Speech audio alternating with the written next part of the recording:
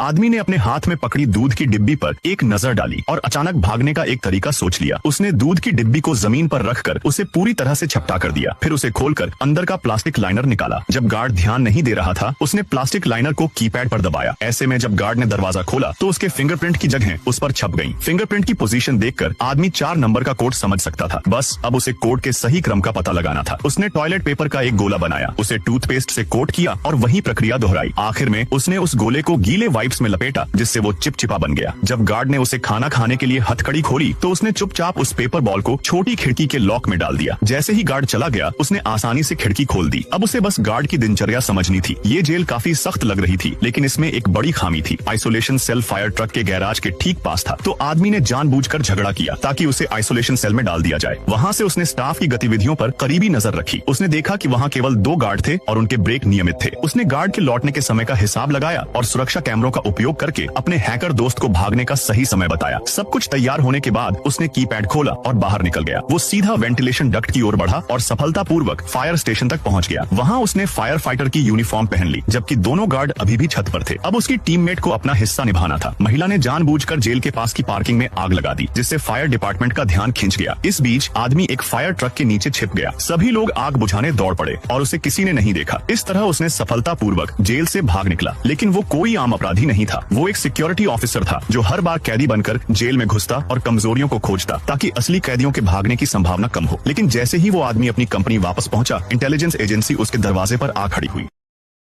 Download ShareChat.